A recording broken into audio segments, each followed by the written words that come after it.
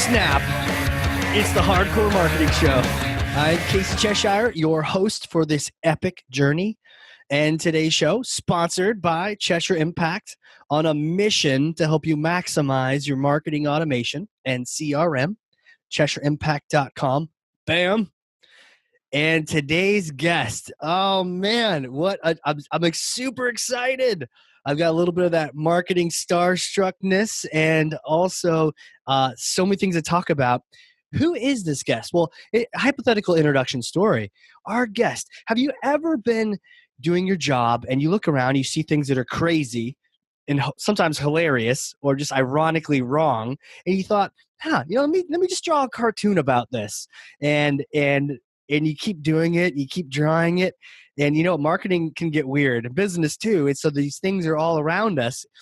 My guest today did that, and he was seeing these things, making these drawings, and years later, this has turned into a whole career, a whole business with a consulting group, with a book that's coming out we're going to talk about, and even keynote stages around the world. He is a marketing comedian. He is a visual storyteller, a keynote speaker, the founder and the CEO of Marketoonist, content marketing with a sense of humor. Tom Fishburne, welcome, sir. Thank you so much for having me on. It's great. Oh man, it's so great to see you here, and for everyone else out there, half the people here have seen your work or more. Cartoons, but cartoons that get at reality, and there's always some truth to reality, especially to humor. And you just sort of pull these out of nowhere. So welcome. I'm excited to have you here. Thank you so much. It's really great to be on. So the theme today, we were talking about, that roadmap for marketing, a maturity model to help people maximize marketing automation. Don't just go blast some email. Don't do that common mistake that a lot of people use. Just think technology is going to solve it for you, but know your buyer, get to know them, build some systems so you can measure and report what's working, what's not working, getting into content marketing, being authentic. And really right now we're in two different parts where the theme of content marketing and getting into the idea of social and authentic communication. So that's why you're here, here to school us, probably make us laugh. And I wanted to start out, are there myths? I mean, if you're making cartoons all the time, you gotta be a pretty positive guy, but are there any myths out there, bogus marketing strategies that you're seeing that you just want to shut down, punch it in the face? Yeah. I think there are a lot. I think marketing is an ongoing education for all of us. I think we're always learning every day on the job, and there are so many things that we hear out there, conventional wisdom that we're brought up sort of understanding. And so I think we always have to kind of question those. One thing that immediately comes to mind, and I hear this all the time, particularly with content marketing, is something I like to describe as the flock of seagulls approach. The idea that you're going to create kind of one thing as a one-hit wonder, and that's gonna create some magic pixie dust in your marketing plan. And what I found is what is far more important than the one-hit wonder approach is committing to some sort of continuity over time, some sort of ongoing connection with the audience that you're reaching over time. And if you invest in that relationship, that's far more important than any sort of one piece of creative or one piece of content that you could create. The client that we've been working with the longest has been publishing a cartoon every week for over 8 years now. And that's a huge, length of continuity, and over time, the value of that has just continued to grow. And yes, a few of those along the way have quote unquote gone viral and have reached huge audiences. But the bigger value over time is that ongoing connection where the audience is sort of tuning into the next installment. And I think there's room for more marketers to think about that continuity mindset more than a virality mindset. So that's one thing I try to educate clients, that we work with, is not to assume like the first thing you put out there, you're one and done, but you really have to sort of commit to some sort of cadence and frequency over time. Yeah, it's almost like that gym metaphor. You could get a great workout in today, or you could go run a marathon. We just had the Boston Marathon in like snow conditions 2 days ago. But instead of doing that, and injuring yourself essentially, and trying to go viral, and maybe it does, but more than likely it doesn't. It's that commitment to consistency.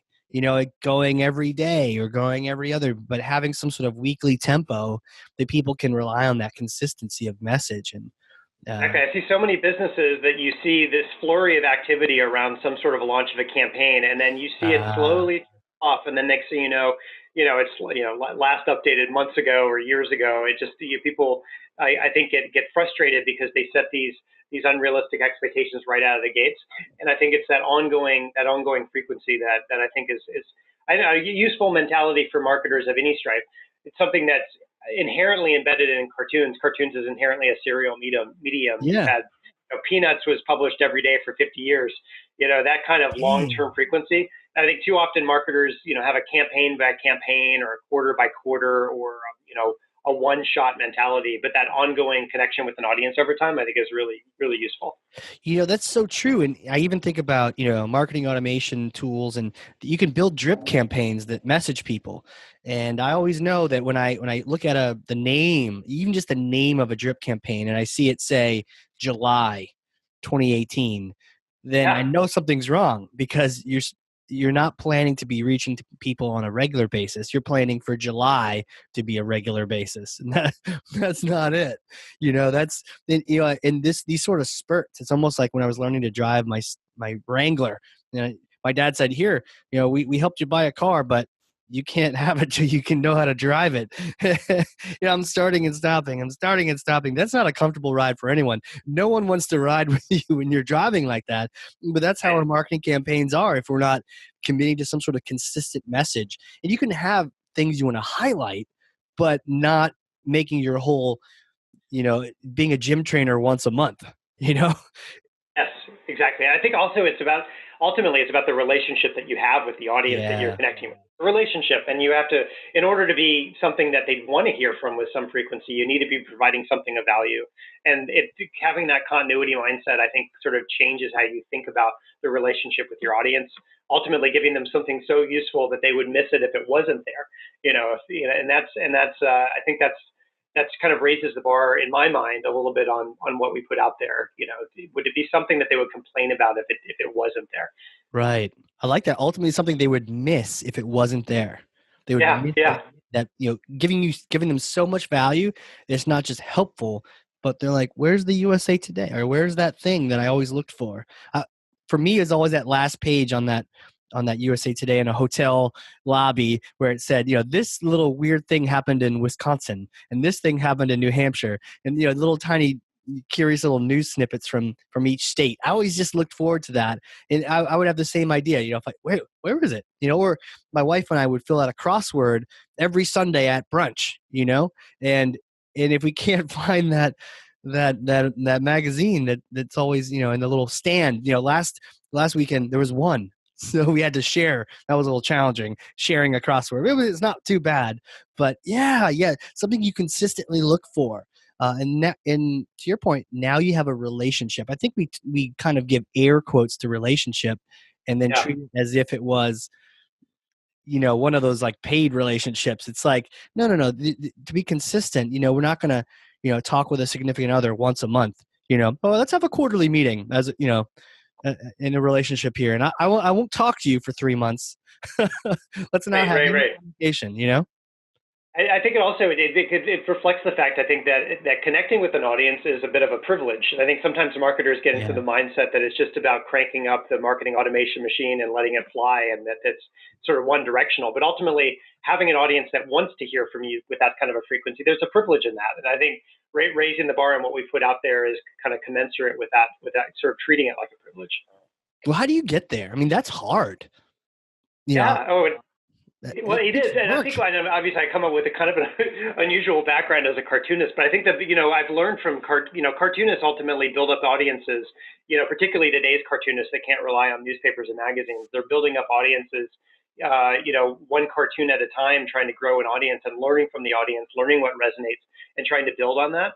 And Right. so it's something that I study with cartoonists that I follow, but it's something that I've had to follow on my own in my own work, trying to build up audiences over time. I mean, my Marketoonist, my regular marketing cartoon, was not an overnight success. It started to show traction right away, but ultimately it was about publishing one cartoon every week for almost the last 16 years. That's led Jeez. to this audience over time.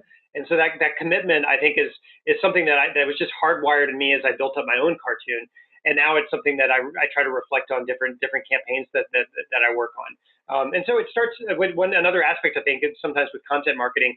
Oftentimes people sit around a conference table and they when they think of the audience that they're trying to reach, they often go much broader than they need to be. Right. And I actually think that there's a lot of value in the inside joke, material that's not for everyone, but it's particularly suited for the audience that you're trying to reach. And I often think, it starts with a little bit of empathy. Usually the humor in cartoons comes from an understanding of some sort of pain point that the audience is feeling. And so if you can understand that pain point through empathy by really understanding them, particularly if it's a pain point that not everybody would get or understand, right, then when they see some material reflecting that pain point, in my case, creating a cartoon about that pain point, they think it's for them and they want to share it with other people who are in that world. And I think that's a value too.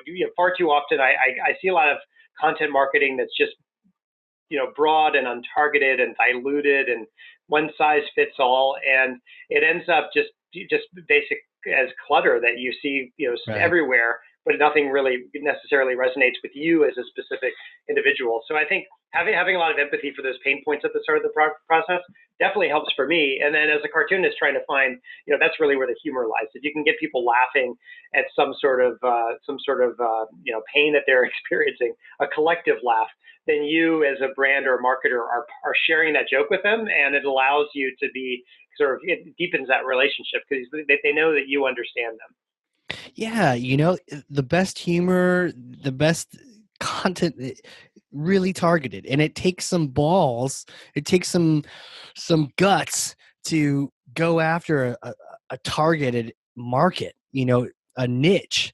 Sometimes we want to be everything to everyone, and then you end up being nothing to anyone, to no one, right?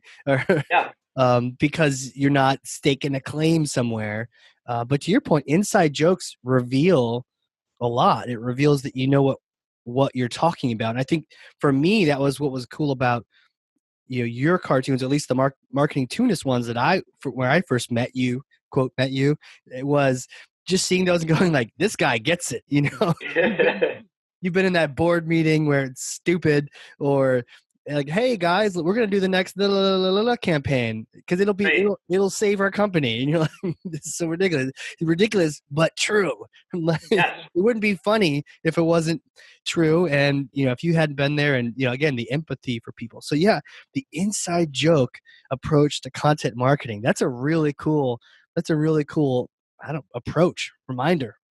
Well, I think the nice thing about having a series is that you don't have to make every piece relevant to everyone too. I mean, the nice thing about having a series approach is you can have inside joke applying to one group, and then the next week you're touching on something else.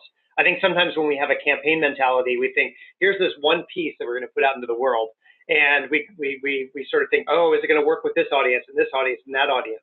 Right. But if instead you have sort of a frequency approach, you can take a little bit of an experimentation, and try things that might work for one audience and not another. We just did a series with Lenovo Software about a campaign they wanted to do around workplace transformation, and the material in that was not for everybody, but we found some real inside jokes specifically with companies that are trying to evolve their culture and communicate in different ways, and finding some of the humor and the transition points along that journey, how tricky it can be. And, again, it's not for everyone. It's the type of cartoon series, like I show my parents and they wouldn't get half of the jokes there. Right. But if you're in that world, it kind of related and people would make sense. There was a joke around, a move towards standing desks, for instance. And it was a whole cartoon scene, and it showed everyone jumping on little personal trampolines and saying, apparently standing desks didn't deliver enough of a workplace transformation. So we need to go to trampolines. Yeah.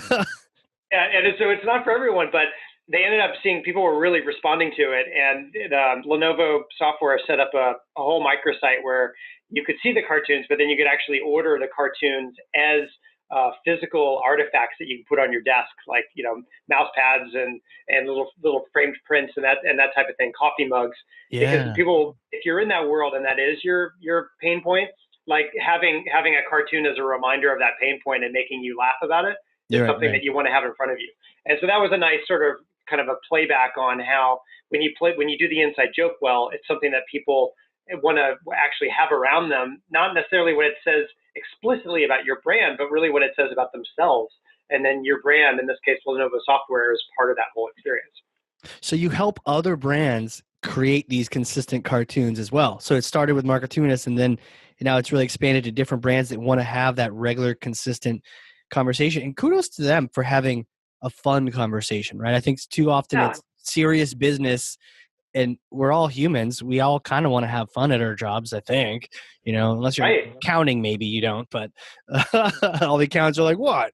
Actually, no accountants are listening to this, so it's fine. We can make fun of them. I've done a lot of series with accountants, actually. Have you? Have you really? You want to have humor. And actually, that's another case where there's like the pain points in their world. We did something with Intuit a few years ago around tax season. And all these, tax accountants all have the same pain points and struggles around tax season. And in that case, we actually made it interactive. We created a few cartoons about the life of an accountant around tax season. And then we put out a call for stories for people to tell their horror stories of what some of the things that have happened to them, and explicitly about technology woes. Intuit was trying to talk about the fact that they have a lot in the cloud, and so the cloud can help solve some of the data woes of keeping your data locally. So we got all these great stories, and created cartoons around actual stories from the audience that they were reaching. So there was somebody whose daughter had come in as a toddler and pulled what does this button do, and basically turned off the whole her PC, and ended up losing all this work. And so that turned into a cartoon. It was pretty funny, and the audience responded well to that because it captured real stories. So I think that was the big light bulb moment for me, where I could turn kind of my Marketoonist journey from a hobby into a career, is when I thought the same way that I'm creating a cartoon every week about marketing, brands could use cartoons as a communication medium to connect with their audiences. So for the last 8 years, we've been focused on that as a kind of a mini studio approach, helping brands communicate with cartoons. And a lot of it's been through niche audiences, brands trying to connect with niche audiences using inside jokes and pain points as a way to kind of show that they get them. And to your point about humanizing like something, very often, particularly in technology, B2B marketing, you can get so focused on features and benefits and tech speak that you sound like every other brand out there. But if you can humanize what you're talking about through something that actually gets at what how the audience actually uses your products, then that's a much more fun place to be, and people respond to that a lot better. It humanizes a brand. Yeah, now this is something I know you talk on too, the idea of putting, humanizing, right? Bringing life to a brand, so they're not just that. I mean, you mentioned some of the brands you mentioned. I'm glad they worked with you, because prior to that, in my head, I'm thinking these guys are boring. What could they possibly do? But the fact that they're trying things out, pushing boundaries, and they have the buy-in to be able to say, "Well, you're gonna have a regular cartoon for our target audience? That sounds ridiculous," but it's not. It's communication people want to receive, and there's actually some. I'm sure you can even convey strategies and value in those drawings and cartoons, as well as just showing your audience you know them, you understand what they're going through, and you're here to help with that. Exactly. And it helps that over time, we have some case studies that can help convince some of the more skeptical people in an organization, that you think of cartoons as media, and some people would say that sounds risky, it sounds silly, sounds childish, doesn't really reflect our brand. But fortunately now, over the last 8 years, we worked with enough companies to have enough kind of repeatable data. It's typically triple the engagement rates of other types of visual media that these companies are experimenting with. Yeah, cartoons are so engaging. It's fun, and so that's something that even if you're skeptical, you think that's I can buy into that. I can see the value of that. And then I think it's funny. Some of the campaigns that have done the best are some of the brands that you think would be the most risk adverse and less willing to do it. And I think that's partly why, is that if you can humanize something that's traditionally been very straight laced and kind of represent the human side of your brand. That goes a long way. And that contrast is noticeable, maybe like, right? God, I don't want to see this. Oh, wait, it's a cartoon. I can see, it's funny. It's my life. I can see myself in that. Totally. What were some of those brands? We talked about a couple of them already. Okay, yeah. So, Intuit and Lenovo software were two that were that. We worked for 5 years with a company that talk about niche. This is an industry I didn't even know existed. There's a whole industry called e-discovery, which is basically when big companies sue each other and they have to exchange documentation before a lawsuit. That's called discovery. Jeez. And there's this whole shift in the last 20 years where it's all been. It used to be literally U-Haul trucks filled with paper. That one law firm would send another before a lawsuit, and then it all went digital. So all these companies had to figure out how to digitize and share all these digital records. And lawyers are not the most tech savvy people in the universe. No. And so that created a lot of tension as they have to figure out, lawyers who are used to scribbling on yellow tablets, yellow legal tablets, having to think about, optical character recognition and all sorts of very detailed metadata oriented questions. So there's a lot of humor in that, but it's very niche because not everybody would get humor for lawyers trying to do e-discovery. And it's also, you think about lawyers, you think about lawsuits, it's not the funniest area to play with. But by creating a cartoon series here, it really brought a lot of the stuff to life. And the cartoons, it brought humor to a space that didn't have a lot of it. Suddenly the cartoons were being used in law schools across the country and certification courses for law firms. And it was all sponsored by a company specializing in e-discovery. But suddenly it allowed them, by bringing a sense of humor to it, rather than just talking about how quickly they can, how much data they can hold or transfer. It opened up this whole, communication. And I got invited to, there's a big conference around this called Legal Tech. And it was in New York that year. And they not only ran one of the cartoons as a billboard ad in Times Square. No way. So many lawyers at that one point in time focused on e-discovery around Times Square. But they flew me out and had me basically signing cartoons and calendars and things at a booth. All of these people showed up who knew the cartoon and were totally connecting with it.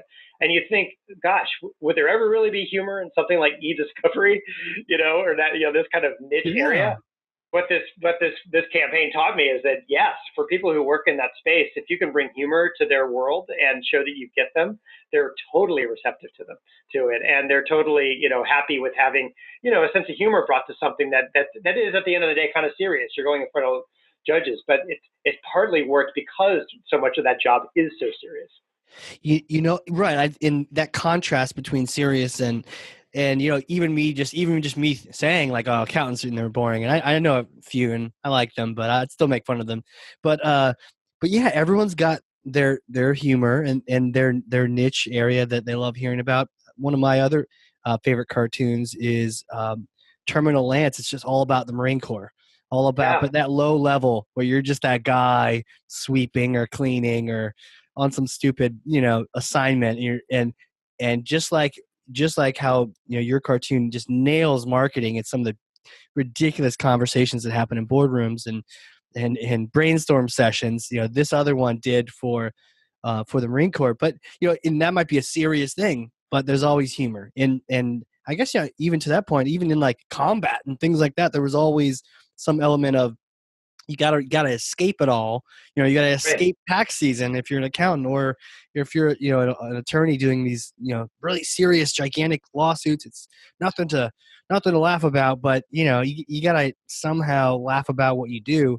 And that actually reminded me. There's this attorney. He's actually really popular right now, Bob Goff. He talks a lot about love, and he's got books out. He's just a really super guy, but he's a trial attorney, and he's also a humanitarian. But he's a story that he wears a Mickey Mouse watch to court, and he does. And I think he mentioned that at one point, there 3 or 4 days in, he saw a juror see his watch and smile, and he's like, "Aha, I got it! I got this case." I think there's room for that. I think sometimes we get into a place of thinking that business has to be serious and certain types of communication has to be serious. And I think what I've learned is, cartoons often allow us to say things that are hard to say any other way. I don't think it just has to be cartoons, but I think that's one classic medium that you get away with a little bit of that. And to your point about cartoons about combat, cartoons can cover all sorts of material, basically, and by having empathy. And ultimately, I think the best cartoons have the audience that they're trying to reach somehow exhibited it as a hero in the cartoon, somehow from their point of view, showing their struggle and what they're going through. And so when you make the audience the hero, there's embedded empathy in that. And then, you're sharing an experience with them. And that's, even though it may be a one directional medium, you're creating something and putting it out to an audience. In some ways it feels two directional because the audience has to kind of look at the cartoon and see themselves in it. And it says something about them. And I think that's in my mind, a useful metaphor really for any type of content marketing or any type of marketing, is to think about your audience as the hero for what you're creating, and how what you're creating can be something that's a shared experience between you and the audience that you're reaching. I like that. The audience is the hero of the story, the hero of the cartoon, the drawing, the illustration, the case study, whatever it is, they're the hero. Right, exactly. Instead of the butt of the joke or the victim who downloaded this white paper that is a bunch of clickbait. It's actually there to help them. They're the hero. You're treating them like it. You're putting them front and center. Exactly. And I think there's a lot. Yeah, I really think about like what the butt of the joke is going to be, because I think that they're definitely, in the field of cartooning, there's definitely like the flavor of cartooning that's very kind of cynical and take down and using a poison pen. And I feel like that approach, in my experience, has not worked well with marketing, to be, that sort of cynical. Ultimately, I try to poke fun at things, but ultimately I'm not creating a cartoon putting myself on a pedestal above the audience. And I think, it's ultimately showing, we're going through some sort of struggle, there's some sort of pain point, but ultimately it's about, finding a bit of humor in the pain point without the poison pen. Tell me about poison pen, because I've seen the good kind is where you're in it with them. We're all in this together. This may be crazy, but hey, we're all in this boardroom together. And even if I couldn't have joined you there, here's this drawing to show I was there in spirit. But what's the poison pen aspect? How do people take that too far? Where they go off track? I think that it's when there's sort of a takedown element, like you're sort of when it becomes sort of almost character assassination of a stereotype, for instance. Like I think finding humor, there's a line there, because I think obviously in a lot of my cartoons about marketing, I make fun of things that marketers say, and I'm one of them. But it's going after let's use political cartoons as an example, how it treats certain world leaders. Every single that I think is there's a vein of that that's really, really funny and resonant. But in the world of marketing, that sort of negative tinge can shut people off. I think the line I try to think of is that the cartoons in the world of humor in general in the world of marketing, you're more of a court jester than you are sort of Lenny Bruce. It's sort of like you're laughing at things collectively, but you're not trying to take down or belittle. Maybe for some brands that takedown approach can work, but I think for most brands that I work with, particularly in B2B marketing, it's more about good-natured sense of humor around pain points. Have you seen people do it wrong? Obviously, political cartoons just come to mind. It's like you're gonna make somebody's eyes roll, but in a commercial sense, have you seen any sort of commercials or any sort of where they're doing it incorrect? Because I'm trying to think of a good example. I mean, political obviously makes sense, but on the commercial side, taking down the competitor, maybe, I don't know, they can't. I mean, I think the challenger brands can be very powerful, and I've worked in challenger brands in my marketing career. Oh yeah. Here's an example. So for years I worked for a company called Method. They make cleaning products, hand soaps, and that type of thing. It's a great brand. It was a challenger brand. It was kind of taking on Procter and Gamble and Unilever and companies like that. And it was a challenger brand, so inherently it was provoking, the 800-pound gorilla, and there was a lot of humor in that. But occasionally there was sort of a spectrum of lighthearted to dark. And lighthearted communication, really worked well. Like often, we would just sort of make fun of these bigger companies that often were a little bit stiff. We received a cease and desist letter for having an image of a daisy in one of its cleaning bottles, and it's something that Method had used from day one, early in its brand, and then later on, a brand launched a environmental cleaning brand product, and they used that image of a daisy in a bottle. And even though they came after Method, they decided to trademark it and sue Method for having used it. Jeez. And so we played with humor, and we kind of made fun of the whole lawsuit. And eventually, it turned into a great marketing coup because we were just the jester. We were joking about it. Yeah. Contrast that with another piece of creative that came out from Method where it was trying to a little bit find humor about some of the chemicals that can be toxic in other cleaning products. And it basically, it had this is really dark, but it had one of those powdered cleaning products, I can't remember, like Comet, basically, Sure. and it had them lined up about on a countertop like cocaine lines. It said something like, "You wouldn't put this up your nose, but if you're cleaning with it, that's basically what's happening." And it's an example of trying to be funny, but it ended up being so dark, that it just backfired. It's only And so funny 'cause it's that's an cringeworthy. example of where, at its best, method used humor as a court gesture, but sometimes it went too dark and completely turned people off. And that, I fortunately early in my marketing career experienced that, and it shaped a little bit of how I think about humor going forward. That there's a line, particularly if you're working in comedy and corporate environments, where you want to be really thoughtful about the butt of the joke, what you're making fun of, and ultimately the tone that you have. Man, I mean, that's stuff you might be able to pull off on Comedy Central because it's dark. Yeah. I think of like Anthony Jeselnik. I don't know if you've heard of any of his things, but Oh, everything he says is dark. He basically his approach is I'm a psychopath, and so all of his jokes are just like cringeworthy. And just right. like, Yeah. I can't believe you said that, and that's a line that he can cross. But even he gets in trouble. But still, if you're a brand, let's not go for the Jesselneck style here. And sometimes that's one of the barriers we come across, because people think of cartoons and they immediately think of examples like that could be really takedownish, but it doesn't have to be. It's a very broad and versatile medium.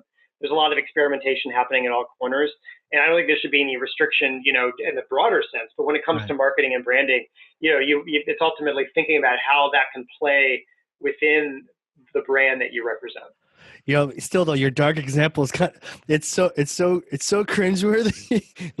Lines of white powder. Oh my gosh.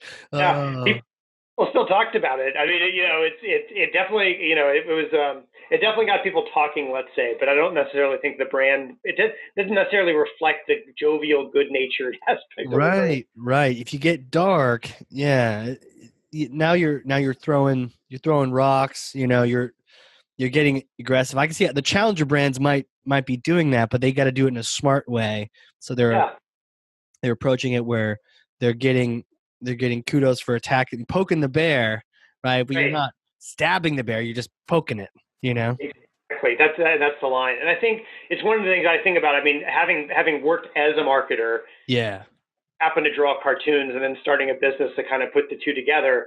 I use my marketing, experience a lot when I'm working with companies, because like one cartoon approach with one client won't work with another one. You have to really understand like what the brand is and what they represent, and there's a different feel, and there's some things I've learned that have worked and haven't, that I try to apply, but ultimately I try to really understand where the brand is and like what the type of comedy that might work for them as opposed to another brand. Right. And I actually want to get into some of your methods of discovery, but it might actually be great to how did this start? You were being a marketer at a big brands, and what, you're just starting to, I mean, you always loved sketching, and how did this materialize? Yeah, in a way, it started when I was a kid. I used to doodle. I used to doodle all the time. I loved cartoons. I used to read all the cartoons as a Yeah. kid. Just laying down on a Sunday morning with the Sunday paper and silly putty and kind of moving the cartoons over and like Yeah. changing the plug around. And so I loved cartoons at a very young age. And I used to dream about being a cartoonist. And then, you get older and you think, well, that's not realistic. And so I kind of put it to the side and worked in business, and ultimately went to business school. And then when I was in business school, suddenly there was a student newspaper, and I thought, wow, it'd be fun to do a cartoon for the student paper. So I started doing initially for that, just a cartoon about student life. And for, my 2 years at Harvard Business School, I drew a weekly cartoon about student life, and I really loved it. I got hooked right away. Partly, for the same things we've been talking about. There are a lot of inside jokes in an environment like that. We had Sure. 1,800 students, a lot of inside jokes, and you could capture those with cartoons, and people really responded to them. And there was that frequency of every week there was a new cartoon in the paper, and people would come back to me, and suddenly professors were asking me to create cartoons for them as teaching aids, and I just had a ton of fun with it. And then when I graduated, I didn't have the paper anymore, and I went to go work at General Mills.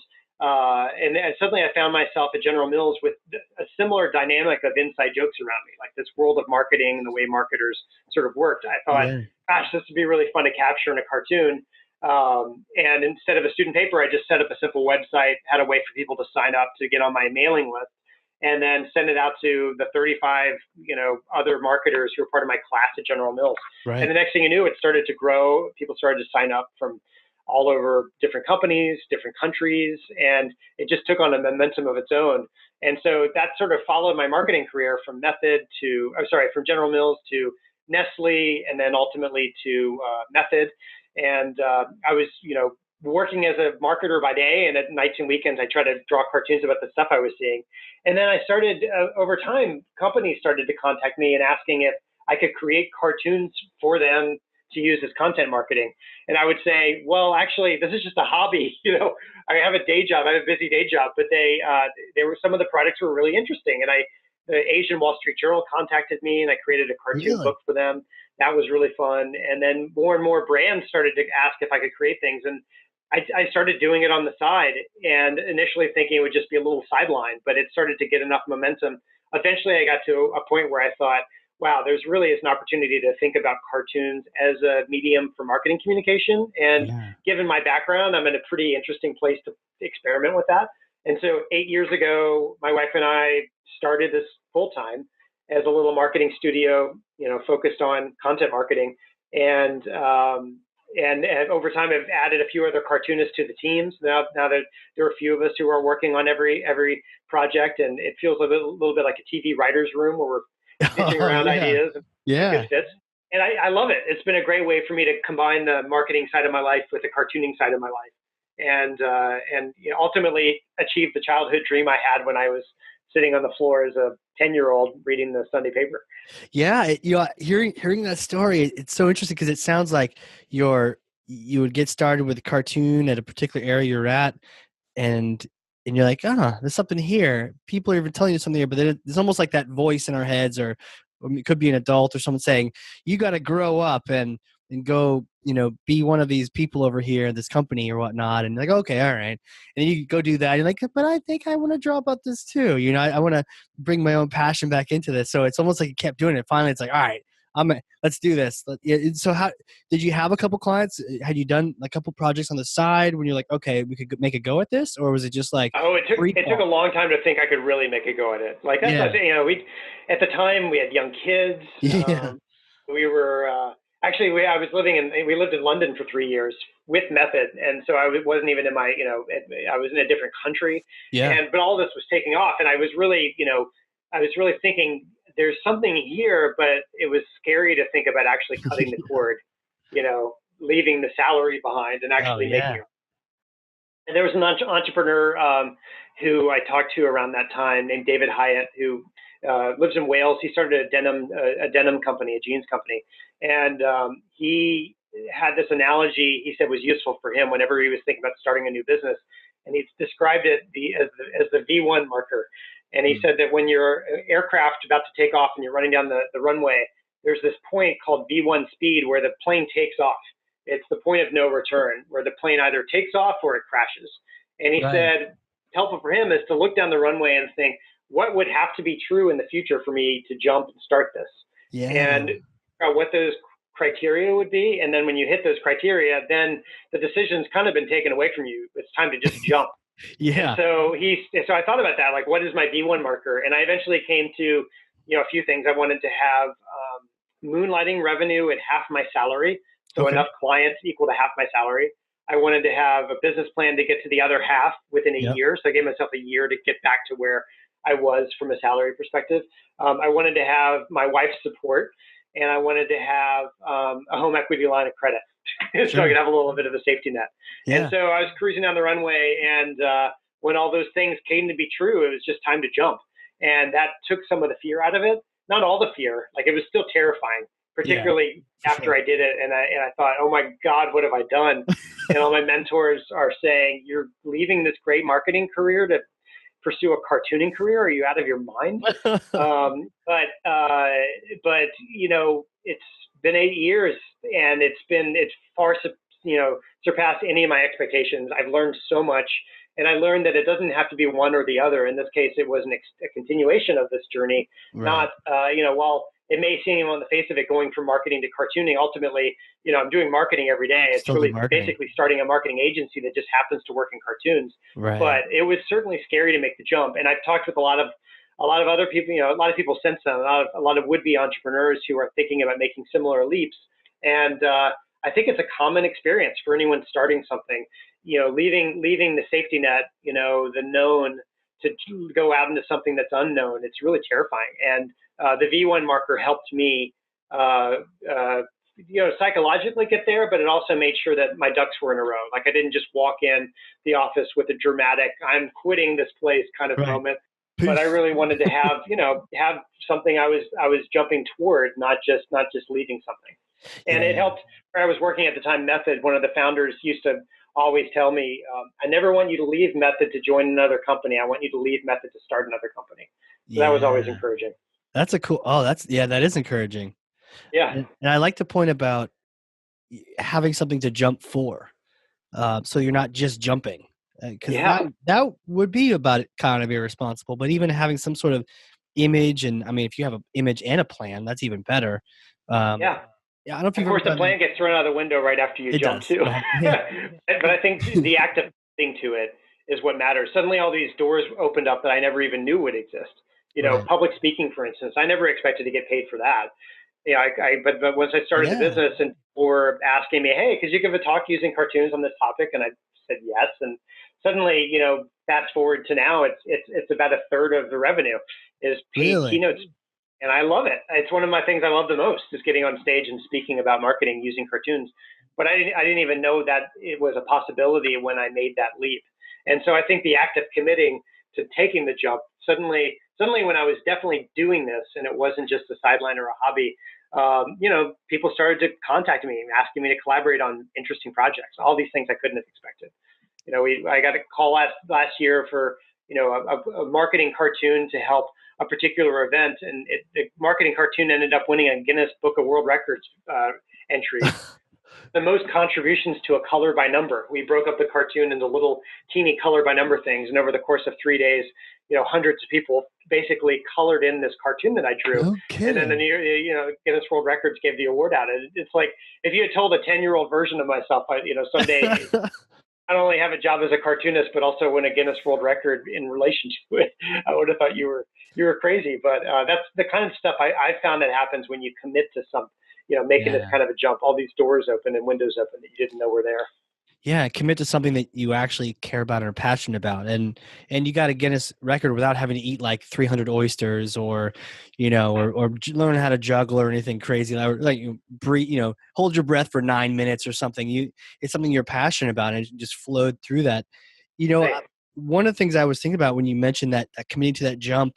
By the way, I love that airplane metaphor, because there's that certain point, and it's like, beyond this, we gotta take off and try to turn around and fly and land, because there's no more runway after this, so you gotta go. I used to do a lot of ropes courses and things like that, and they have a particular one where you climb up a telephone pole.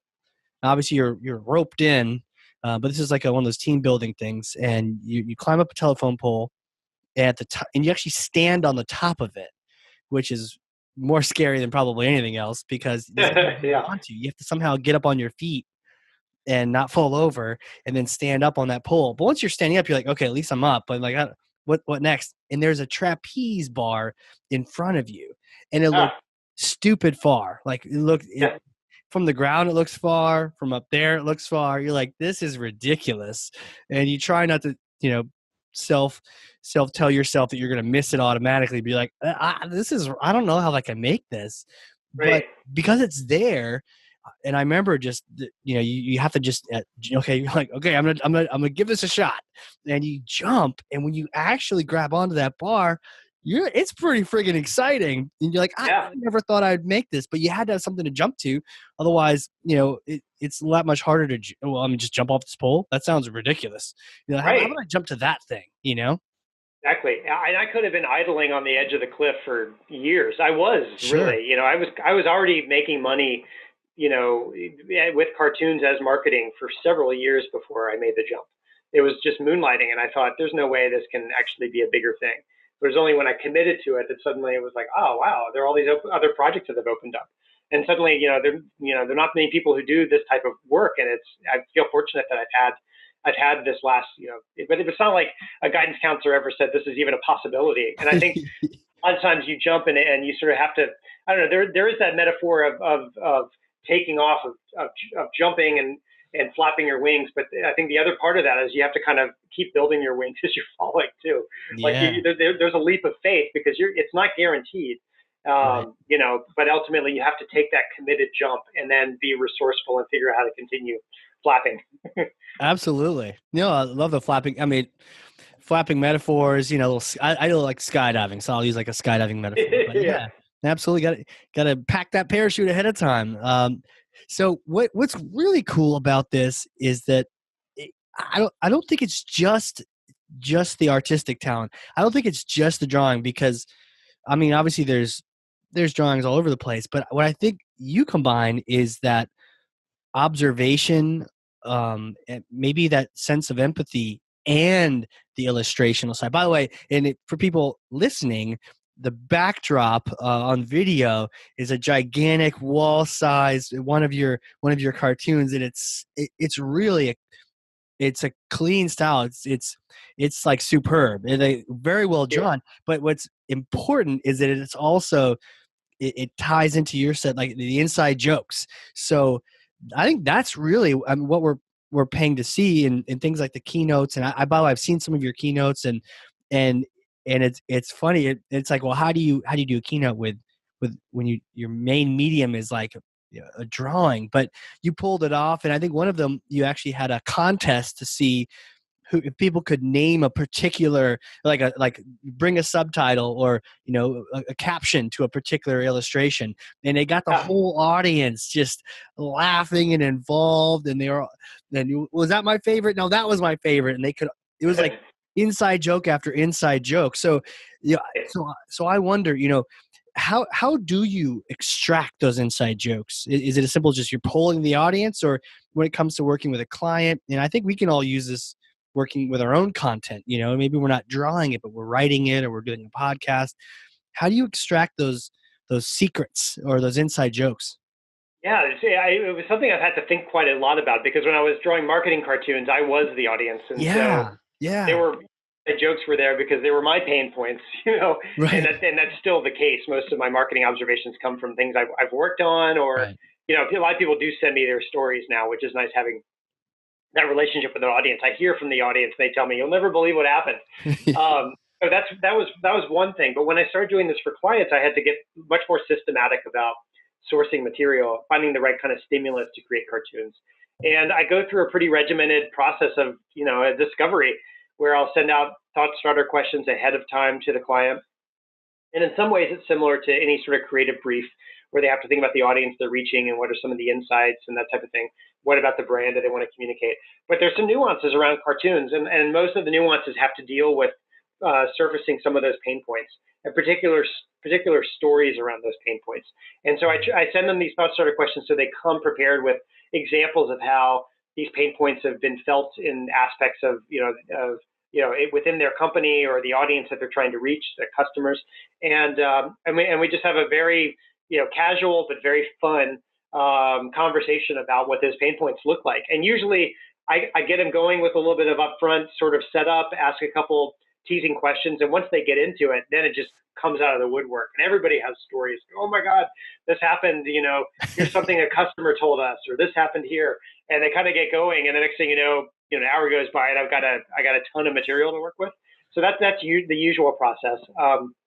But I don't know, maybe it's my business school training, where you would have a business case on, the concrete industry one day, and the next day you're learning about, open source software. And so you have to kind of shift gears and find the commonalities across business. But I love working in industries where I haven't had personal experience, and learning through those stories what aspects are universal, but I can then make very specific and inside joke-ish by some of this research work.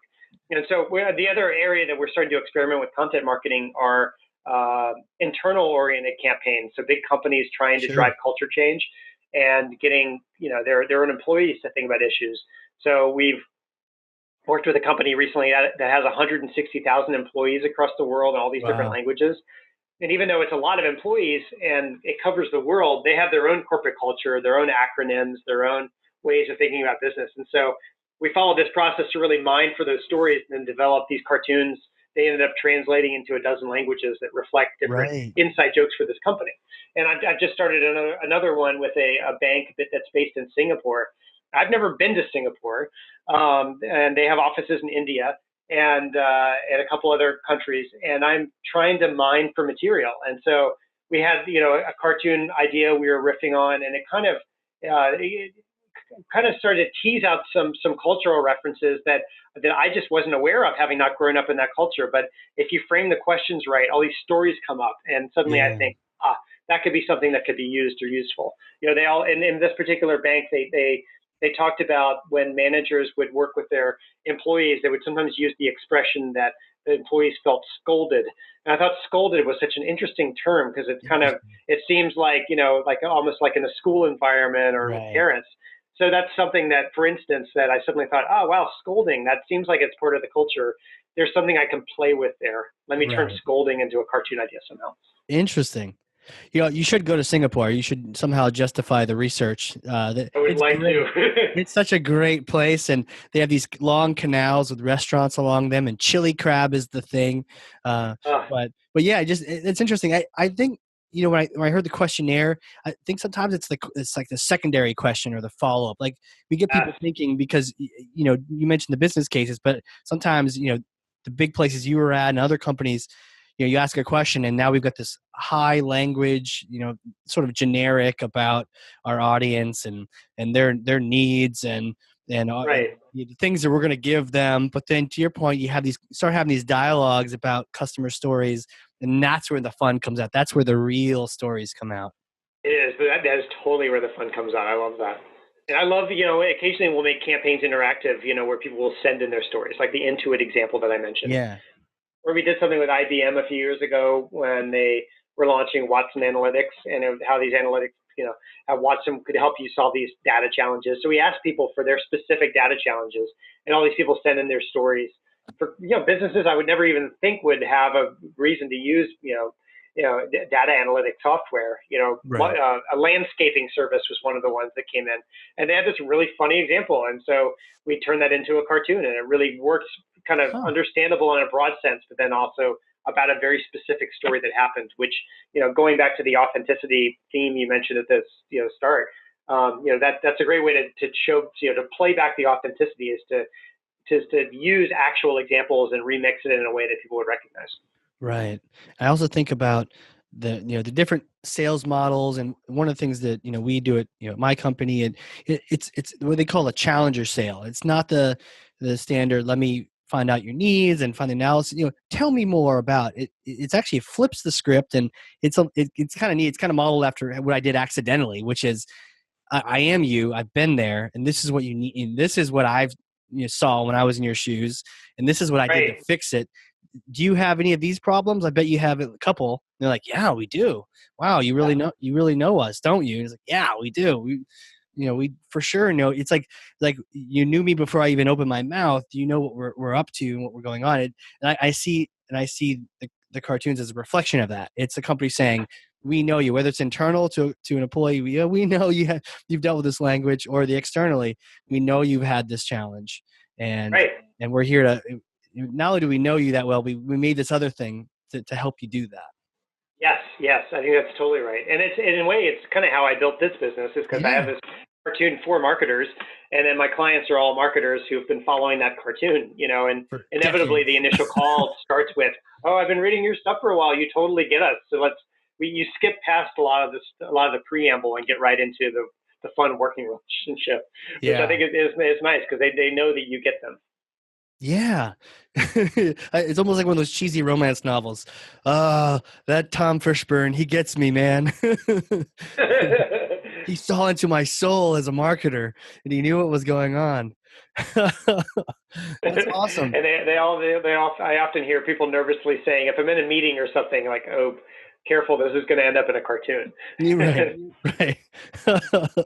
Oh, absolutely. It's the visuals, and I know you've talked a lot as well about the idea of visual storytelling, and in marketing, if we forget the fact that we're telling stories, that's actually what's happening here. That's the best way. Instead of pushing something at someone, we're saying, look, similar situation, I've gone through the same kind of thing, and this is what's happened, and we actually just had a podcast with amazing guest Nancy, behavioral science and marketing, talking about people love the social proof and the idea that someone else has gone through this just like them, and Yeah. and so how talk about visual storytelling. How do you take sort of this concept of storytelling and add the visuals to it, and it probably goes beyond even just cartoons or that particular medium into just the idea of our visual senses.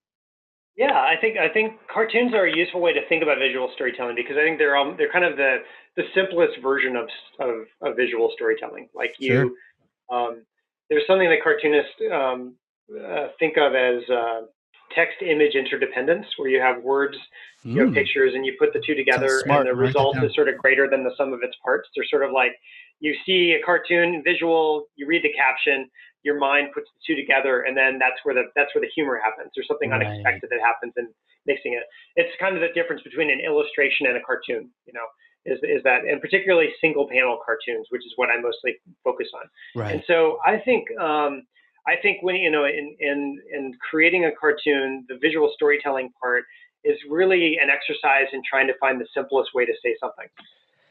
Taking out all Interesting. extraneous information, getting to the very, very bare essentials. People, and most of the audiences for our campaigns read left to right.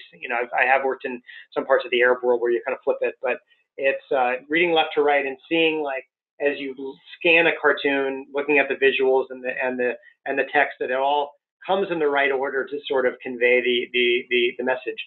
And Yeah. typically my initial sketches are overly complex, and over time of iterations, I synthesize it down to something that says it in as few words as possible and as few visuals as possible.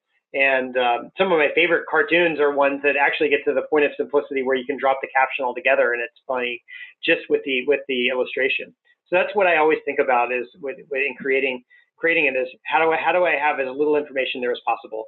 And there's often a bit of education with clients, because sometimes they'll say, oh, I love the sketch, can we add this and this and this and this and this and this? And if you do all of that, you complicate the whole cartoon and it ends up falling apart. And so usually with that kind of conversation, I'll say we can, but I'd recommend, rather than cram it all into one cartoon, pace it out. If you want to say this and this Yeah. and this and this, let's tell that over 4 separate cartoons that Right. have each tell that little piece of the story. And so that's often what I think about from a visual storytelling. Like, we as humans are hardwired to process information visually. Yeah. It's a really useful way to think about content marketing, is how you would synthesize what you're trying to say from a white paper into a series of small visuals. But then it's that, I think that exercise in taking out all extraneous information and getting to just the nugget of truth that you want to convey. And I try to also think about a little bit of a pyramid approach, where typically the cartoons that we're creating are part of a larger whole, and a company may have other types of content marketing. The cartoons just happen to be the simplest, most snackable version of that content, Right. and Sure. so we'll create a whole series of that. That then each cartoon may link up to a white paper or bigger piece of creative or something that tells the longer story. But the Right. visual storytelling component is, how do you synthesize it down in just a sound bite that can be easily shared, and and getting a laugh creates that emotional connection that people like, oh my god, that's so funny, and maybe they'll want to read the deeper story behind it. If the Right. cartoon is that pain point, then they might read the white paper that's a longer, more in-depth solution to that pain point. You know, it's interesting. It's like it's a single panel, and to your point, you're matching up the illustration with the copy. It's actually a lot harder to do it that way than it is to have a 9-page paper, or because you're super simplifying. And I was mentioning earlier, one of the things that we learned on a previous podcast was the idea of this uh, combining text in here. Let me just pull up the note here. It's fascinating. It was cognitive fluency. I had to look that one up. Yeah. But the idea that if something's simple, then we actually believe it. It's easier to understand, and we learn it, and we believe it more when it's simplified than if it's something complicated and crazy. And so I agree. I Yeah. think you nail that when you talk about a single frame, a single line, and a picture. It's you've reduced it down to its core element, and that way it's ultimately the most believable. Right. Yes, I think that's true. I think that it's believable and just really easy to share. You can totally relate to that. Right. I think that I can't remember where this story came from, but there's some quote about somebody saying, I would have written you, Huh. shorter I letter, but I just didn't looked have that enough quote time, up, so I'm sending you a actually. long one. Yeah, no, I just looked that quote up. People are saying it's probably Mark Twain, but yeah, if There we go. I That would had make more sense. time, I would have written a shorter letter. Yeah, Yeah, and I think that's true. That's with a single panel cartoon, you don't have the luxury of space, so that's yeah, an inherent limitation. But I think the best cartoons are the ones that keep refining it and keep refining it and keep refining it. And I, I find, that comes with practice and time too. I find that my earlier cartoons had a lot more going on in them, and more recently, I've really made a conscious effort to try to synthesize it down to just something really, really simple. And my favorite cartoonists are ones who take it even further. There's a French cartoonist named Jean-Jacques Sampé, who's in his 90s now, and he draws New Yorker covers occasionally, huh, but he's really well known in France. But a lot of his cartoons are just exquisitely funny, and they need many of them are really funny without needing a word at all. And I find a lot of inspiration from real experts in the field of communicating things visually, like how they get to that. And I think that's something that it's a useful exercise. I think for anyone, even when you're working with words, how do you simplify it down to the simplest version of what you can convey? right, right. Absolutely. I think that applies across all the simplifying and also restricting yourself. Because Yeah, you've really restricted yourself with your choice of the single frame. But other folks, writers, marketing copywriters, can you say it in less? Okay, yeah, start saying, write your 3 pages if you need to, but can you say it with less? And I was actually at a conference in Toronto the last 2 days, and there was some training around particular type of thing, and it doesn't even matter what it was about. It just matters that there were 8 sessions. So Tuesday there's a morning session, after late morning, lunch, session break, session break. Now they had great treats in between each one, which was awesome. But there was 8 sessions, and so some of those sessions, a lot of us were there. What this was not really that effective. Like this particular right. session was. This one was, but this one wasn't. And it's a tough crowd because the room was full of CEOs. um, Yeah, we're like cats, right? So, but my thought I had in my head was start with one session. You only have a half morning session. If you only had that, what would you put in that session to get us all the information we need? Okay, now you have two. What would you add?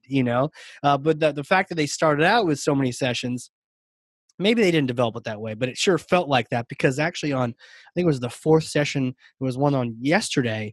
There was a slide that basically summarized everything that we needed to do in this particular is like a volunteer position. It summarized everything. And they're like, whoa, well, that's what we've been looking for. yeah, Where did that come from? I would put that on that first session, right? So yeah, it was a great example for me to, okay, this is what I do with 8 sessions, but what would you do with one or two? What yeah. would you do with 1 page? Okay, 1 page white paper. What are you going to say? What you only get one stat you're going to highlight in a little call out on the right. What's that one stat? Okay, and then maybe the second page. But really kind of forcing ourselves, Mark Twain style, single panel. What can you convey in that one part? Exactly. Yeah, I think it's a really useful exercise, and and I think because there's so much clutter, Yeah, this content marketing overload. It's increasingly important to find that because there's been such an emphasis on quantity, and I think this next stage is really going to be about quality and refinement. for sure. Now, what I would love to ask you now about is creativity. And I know you Yeah, present on this and you're just I mean, based on what I've seen, very visually creative, but also the conversation we talked about. How do you, I don't want to say oversimplify it, asking Elon Musk, how do you make a rocket? But how do you increase your creativity? How do you, get those juices flowing on a more regular basis? And, what's your approach to all that? Because I'm sure after a while, I'm sure there's maybe one particular day where you're like, I don't feel like doing any, I don't know, Yeah, maybe not if it's a passion, but sometimes you're just like, I don't want to do, it's your job now. How right. do you stay fresh? How do you stay current? That kind of thing. Yeah, it's something that I didn't have to think about when I was just creating a cartoon a week about Yeah, marketing. I was right. like, it was not that hard to create a cartoon a week. You're just surrounded by stimulus and you think that'll make a cartoon. But now that I'm, typically more like 20 cartoons a week, let's say, for different campaigns and clients, I've had to be much more systemic about Right. or systematic about my approach to creativity. And I've studied the processes of a lot of artists of different stripes, and I've Really? kind of experimented with what works well for me. And I find that the most important thing is to dedicate set aside and dedicate space and time purely for the creative process, where I'm not trying to multitask, where I don't have conference calls. It helps for me to have that as the same time every single day, or at least the first thing that I do every single day. I'm most creative early in the morning, and I find most artists and writers I've known are the same way. So I dedicate kind of the first 2 hours of every day for pure creative time, and Right. it's like exercise. Like it's something that the more that I hold to that, the more I exercise it, the better and more productive those creative times are. And so I dedicate 2 hours. I have a lot of rituals around those 2 hours. I turn off all devices and distractions. I listen to the same album over and over again. For some reason, it kind of like started to become part of my process, Yeah. and that's helpful now because it's like Pavlov's dogs. When I hear that album on a plane, I can work on a plane now, but it's also, it gets me Oh, into that creative space where I know for those 2 hours my job is to work on creative ideas. And then once I'm in that space, then I try to I think about the process in a couple of different ways. There's stages. There's the upfront stage where I don't really know what the cartoon is going to be about, and I just need to just play on ideas. And so before all this, by the way, I have a bunch of stimulus. I've already had calls with clients, and I have stimulus to work on. But then when I'm sitting down with that stimulus, the first stage is really not putting any structure around it, except for the fact that I'm sitting in a chair and have to play with this material. And I play with it, for a period of time. I usually work in 45-minute increments, sure. play with the material. And at the end of that, I mostly just have a bunch of goofy sketches on index cards. Most of them Yeah. don't make. Then I put it away.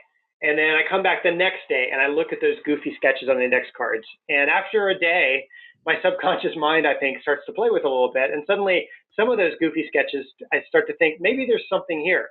I don't even really know what it is yet. And I kind of think of my own little Wikipedia stub for an idea. And I kind of Yeah. put them in a special little category called stubs of Oh, no things that kidding. could be cartoons someday, but I don't really know if they're actually something there or not. And then I put it all away again. And then the third day, I come back and look at it. And at that point, some things are starting to rise to the top as actual cartoons. They're not totally refined yet. They're really sketchy, but there's something a little bit further there. And I keep playing with those. I also keep going back to the goofy sketches from the first day, and I add more goofy sketches. And day after day after day, I suddenly have a packet of things that where ideas are bubbling to the top that could actually be cartoons. Other things have some potential there. I intuitively feel like there's some potential, but I don't quite know what yet. And I just kind of refine on it. And at the end of a week of doing that, I have a good stack of solid ideas that I can then share with the client. And the cartoonists that I partner with are also working on a similar system. So typically, I mentioned the writer's room approach. Yeah. We're all doing our version of this. And then there's a thing that happens where we bring all the ideas together and we see which ones are totally rising to the top and we refine them a little bit more, and then we present those to the client. And so I find that over time that process works for me to sort of where I try to, you mentioned the idea of writer's block or feeling days that you're not as creative, and that definitely happens. But what I find that the wrong approach to that is to think, I'm not feeling it today, I'm going to go do something else.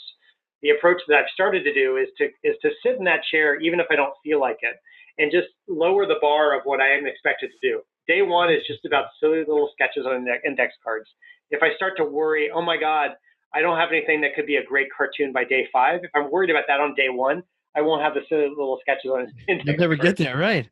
Yeah. So I don't know, that might be more detail than you wanted, but I find that No, it's awesome. that's my process like that is dedicating the time to be creative and then being systemic about what my job is on any one day and try to not put, but the problem I find is that if I have, there's sort of a pendulum between my creative brain and my critical brain. And if I have too much of my critical brain on day one, I won't come up with anything. So Right. I need to have the space and the time to be creative without the critical brain interrupting.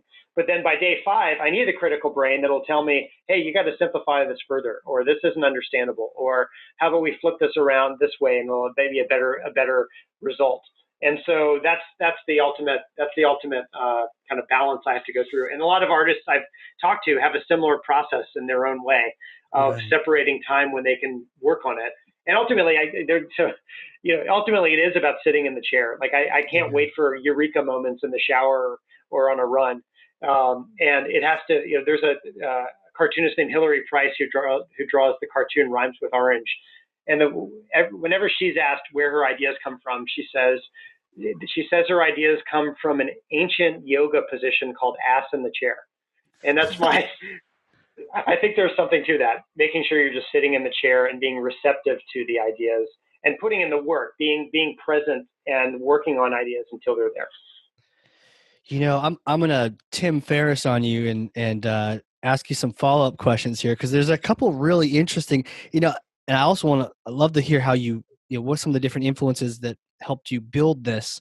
But this is really interesting. So same album over and over again. Do you eventually switch it up? No, Or is it I haven't in the last 10 years or so. It's always been this 1959 Davis album called Kind of Blue.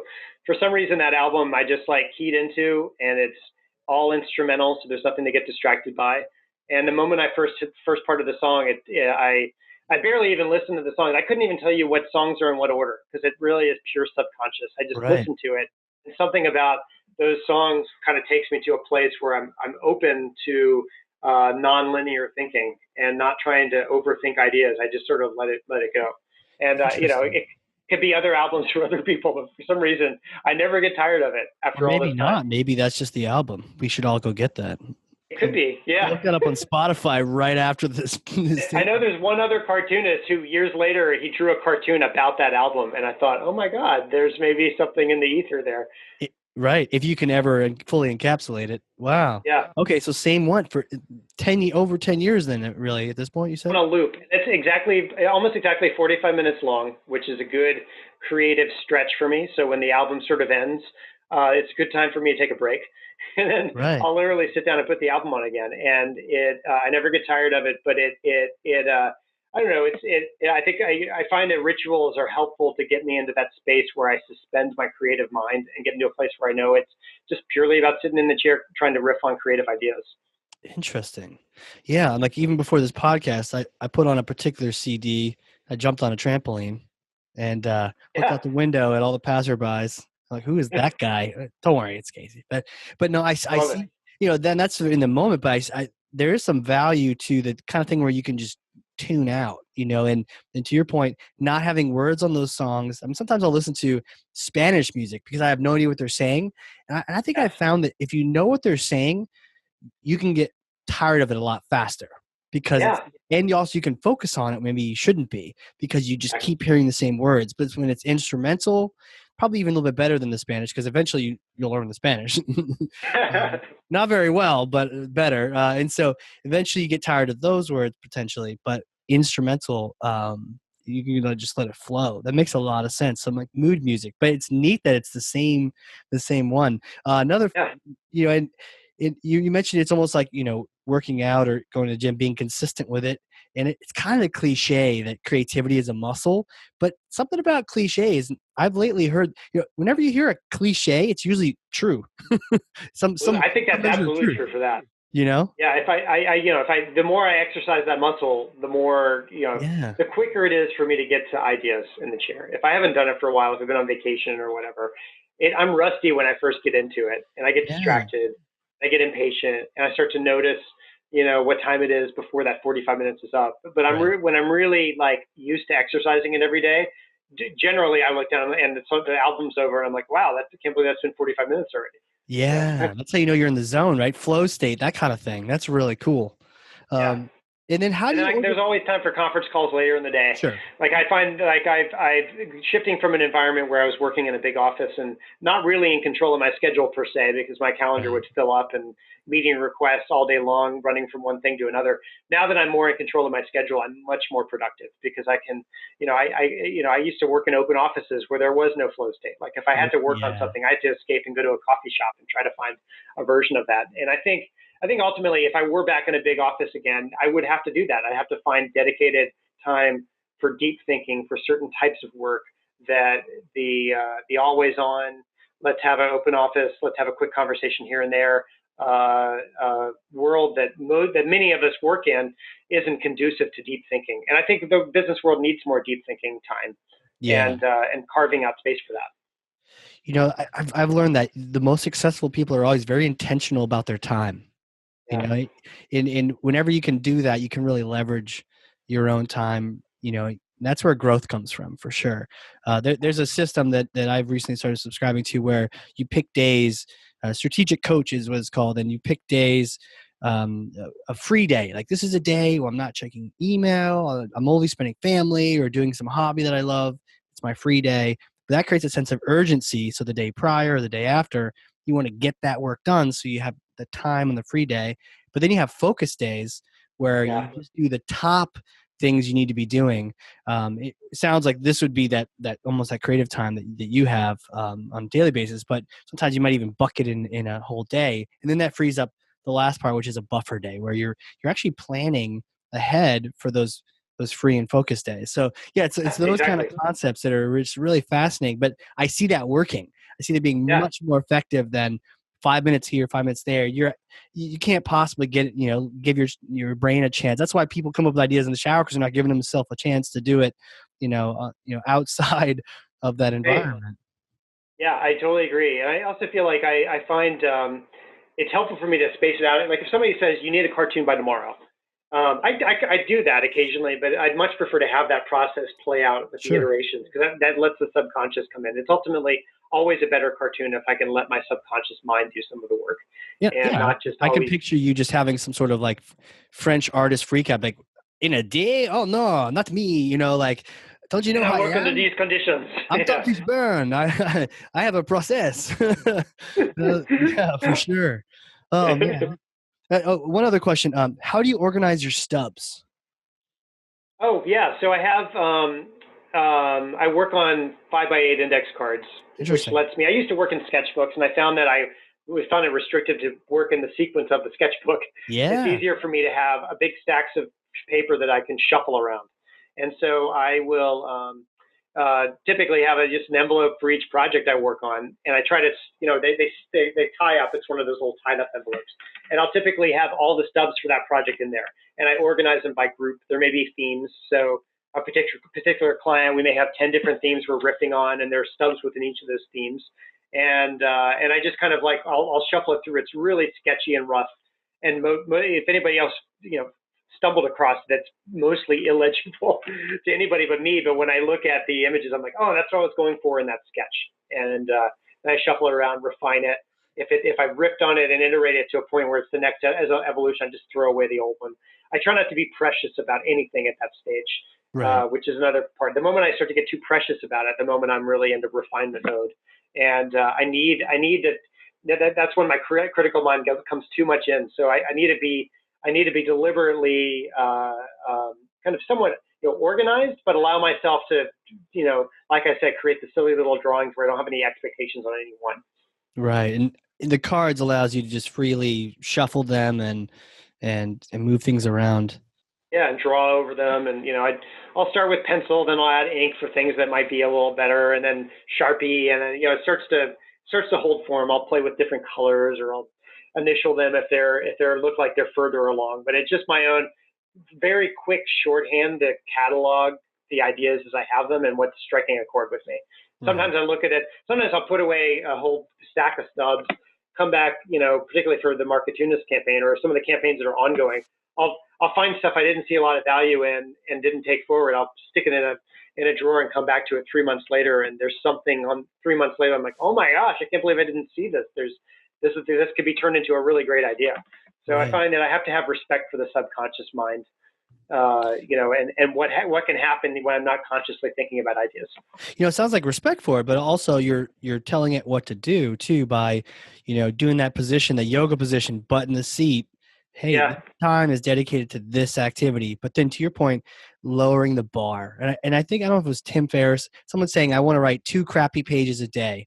And that's how I write a yeah, book. It doesn't magically appear. It's not 80 brilliant ones today and 4, but it's, no matter what, I'm going to be consistently exercising that creative muscle. And even if I don't want to, I'm just gonna keep at it. I'm just gonna lower my critical, in my head type of motor and cop, and reduce myself so I can just sort of keep at it and not be so critical. exactly. Yeah, Anne Lamott has a great book called Bird by Bird that's on this topic as well. Really? And it's about her being as a child, having to write a big book report about birds, and her dad telling her, just take it bird by bird. Oh yeah. Writes a lot in that book about the crappy first draft, that you should expect for it to be a crappy first draft. If you want to be a brilliant first draft, you're not going to get past the first couple of sentences because you're going to constantly question is it perfect enough? But what's more Right. important is getting that crappy first draft out there. So I often think my first day, I'm like, my only job is to fill up this envelope full of little index cards, Yeah. and it doesn't matter if any of them are any good at all, but just scribble it down. The goofier, the better. And that by day, a couple of days into that cycle, I see something in there inevitably. And I need to have, I think true writer's block would come for me the moment I stop having faith that on day 3, 4, and 5 there are valuable ideas there. But at the Right. moment, I have enough track record to have faith in the process. It's not Yeah. about me; it's about trusting the process. That if I sit in the chair long enough, inevitably the ideas will be there. Right. Right. I mean, I love writing, but I've struggled with the fact that I like things being perfect, Yeah, and they don't. This conversation, they're not necessarily perfect the first time, and sometimes if they are, that's great, but the system is what you need to how you to approach it, or even if not system, but that have some sort of way of doing it so you're not trying to force it to happen right away. Because what happens then, you stop writing. Like, it's like the great. Yeah, blog. You're gonna, hey, I wrote a couple of great blog posts, but now I got to write a great blog post. Oh man, it's the pressure of being brilliant every time, and not wanting to fail at it. But if you have a way of continuing to, I love your system, because now you're saying, hey, we'll get there. No worries. Just put stuff down. It'll come. yeah, exactly. Do you take time? I know obviously, art and drawing is a passion, and now that it's a business, do you have other things you do to distract yourself, or like charge your batteries, if you will? I do, yeah, and I need that. I find Yeah, now that I'm doing it as my business, and I love it. I do love it, but I also need an outlet outside of that. Without 100%.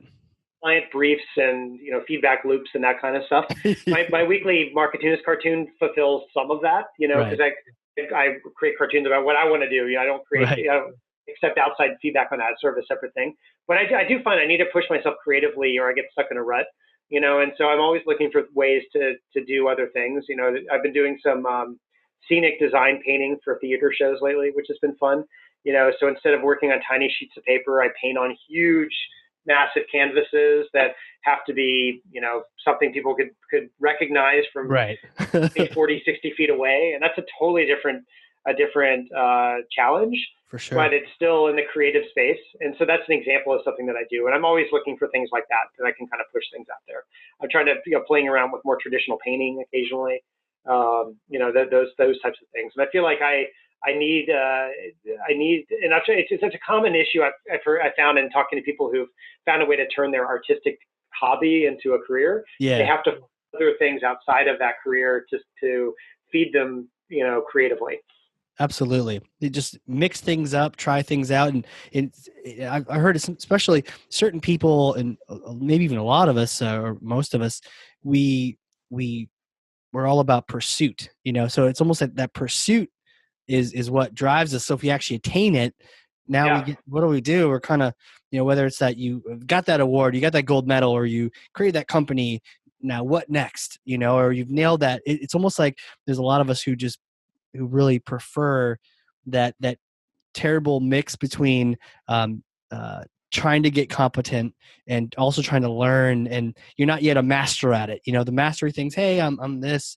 There was a story about a chef in France who had Michelin stars. His restaurant was only meat, and one day he came in and said only vegetables, and everyone was like, Yeah. you're crazy. This is ridiculous. You're the meat guy. You're third top chef in France. But he's like, you know what? If I'm not in it, then we've already lost, right? So now it was all vegetables, and they lost 2 stars, but eventually came back, and then now he's the vegetable guy, right? But it kept him engaged and inspired, and that type of thing. Exactly. Yeah, that's important. It really is important. I don't want to, I didn't make this decision for this career choice to have something that doesn't feed me, creatively. And so it needs to, that passion part, when you do your own business, that's the most important thing, I think, is to make sure you continue to have that. Right. Right. And it's not guaranteed to stay. So you have to actively work on re-engaging yourself and reinventing things for sure. And, speaking of that, you've collected a lot of the Marketoonists into a book, right? Yes. I just published a couple of months ago. That's out now. Yes, it's out now. Okay. It's been really fun. Yeah, I got. Yeah, tell me about it. Hey, there it is. Oh, I love it. It says your ad ignored here. Cartoons from 15 years of marketing, business, and doodling and meetings was sort of the title. But it's sort of my favorite cartoons from the last 15 years of this journey. Yeah. About my marketing career, but really about marketing. And it's, in a way, that last 15 years has been an interesting period of time in the history of marketing, because a lot of things have come online. That's true. Marketing is always changing, but I think the last 15 years has been a really interesting one to watch. And it was fun for me going back through and collecting the cartoons for this book to look at some of that journey, because I was kind of drawing in real time as, things like Facebook came along, like, how do brands react to that? And so that's been fun, and it continues, obviously, on the Facebook theme in particular. It never gets old.